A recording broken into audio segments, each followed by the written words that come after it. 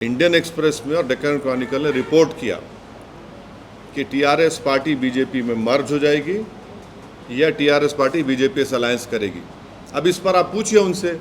और उसमें तो हमारे एक्स एमपी विनोद साहब का स्टेटमेंट है, everything on the table. Express में बोले उन्होंने, एनीथिंग कैन हैपन। मैं नहीं बोल रहा हूँ ये। तो मैं जो बात 2008-9 में हम कह रहे थे वो क्या हो रहा आज वो ठीक है। आप मेरे को उस वक्त भी मेरे को आप क्रिटिसाइज करें, अभी भी करते, कल भी करेंगे, मगर सच कौन साबित हो रहा है इसमें। और मेरे को अफसोस इस बात का हो रहा है कि मैं थोड़ा डेलिबरेटली थोड़ा दूर जा रहा हूँ। मैं 2009-10 में 8-9 में हमारी पार्टी ने प्रणब मुखर्जी कमेटी को लिखकर दिया था कि तेलंगाना में नाइंसाफ़ी ज़रूर हो रही है, तेलंगाना अंडर डेवलप्ड है, मगर हमने इस बात को कहा था कि अगर आप स्टेट बनाएंगे तो यहाँ पर बीजेपी मजबूत होगी। अब तेलंगाना बन गया, तेलंगाना डेवलप भी हुआ, तेलंगाना में अभी भी कमज़ोरियाँ हैं, मगर सवाल ये पैदा होता है कि क्या टीआरएस बीजेपी से मर्ज होगी या टीआरएस बीजेपी से अलायंस करेगी। ये इंडियन एक्सप्रेस में और डेक्कन क्रॉनिकल अखबार में रिपोर्ट हुआ है। मेरे को नहीं मालूम ये होगा नहीं होगा, मगर ये अखबारात में रिपोर्ट हुआ है। मगर सर इस पे नहीं अब आपके सवाल का मैं आपको बोला ना, थोड़ा मैं वो कर रहा हूँ। इंडियन एक्सप्रेस में और डेक्कन क्रॉनिकल ने रिपोर्ट किया कि टीआरएस पार्टी बीजेपी में मर्ज हो जाएगी या टीआरएस पार्टी बीजेपी से अलायंस करेगी। अब इस पर आप पूछिए उनसे। हरीश राव जी इस पे क्लियरली मना किया सर, मगर आप नहीं, देखिए आप इनसे पूछिए ना। भाजपा तो यही सवाल कर रही है कि हमारा क्या फायदा होगा, एक सांसद ने। अरे मेरे को क्या मालूम। मैं अगर आपको अगर ऐसा डाउट हो रहा है तो आपको क्या वजह? नहीं, देखिए मैं जो अखबार में पढ़ा और दोनों रेस्पॉन्सिबल न्यूज़पेपर्स है उसमें बात रिपोर्ट हुई है ना, इसमें रिपोर्ट हुई सो बात है ये। और उसमें तो हमारे एक्स एमपी विनोद साहब का स्टेटमेंट है, everything on the table. Express में बोले उन्होंने, एनीथिंग कैन हैपन। मैं नहीं बोल रहा हूँ ये। तो मैं जो बात 2008-9 में हम कह रहे थे वो क्या हो रहा आज वो ठीक है। आप मेरे को उस वक्त भी मेरे को आप क्रिटिसाइज करें, अभी भी करते, कल भी करेंगे, मगर सच कौन साबित हो रहा है इसमें। सर आप ही साबित हो रहे हैं सच। नहीं, मैं सच साबित नहीं कर रहा हूँ, मैं बता रहा हूँ आपको ये सब चीज़ें जो हो रही सो।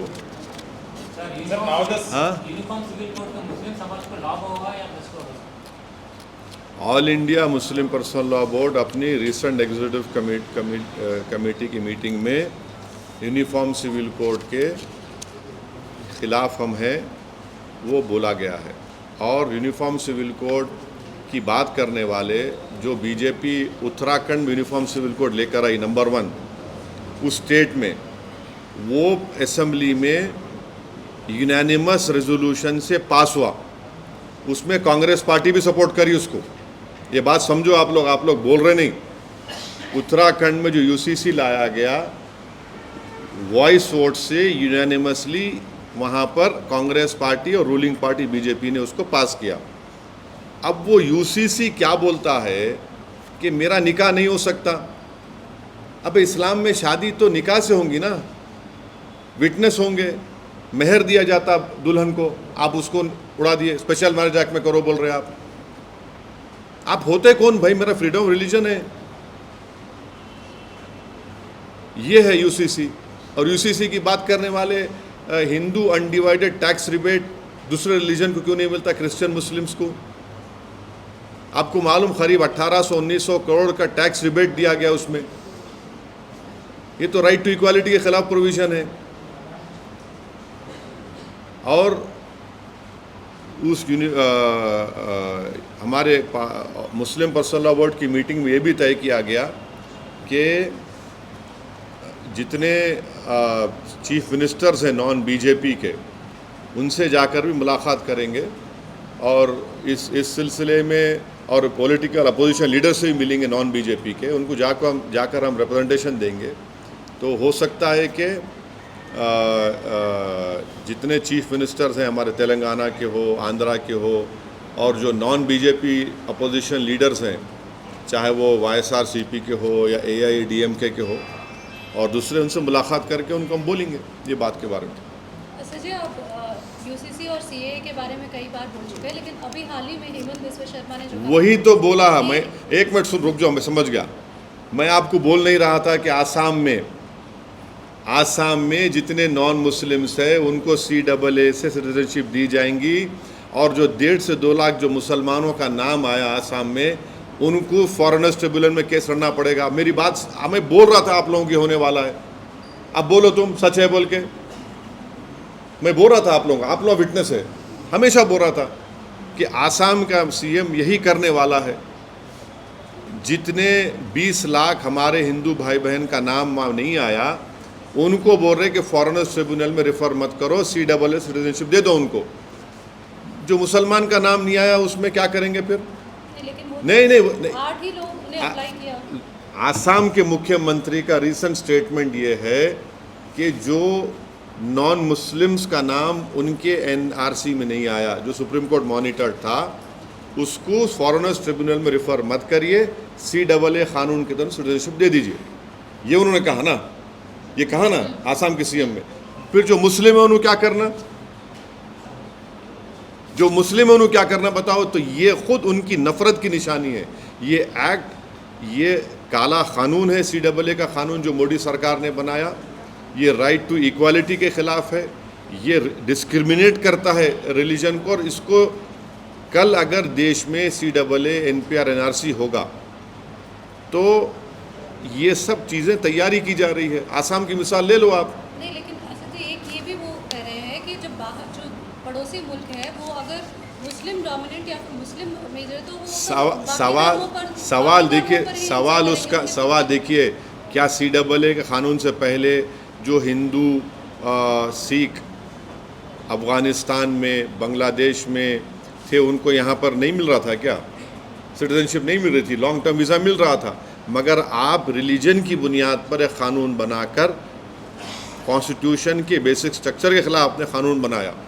ये सबसे बड़ी गलत बात आपने की।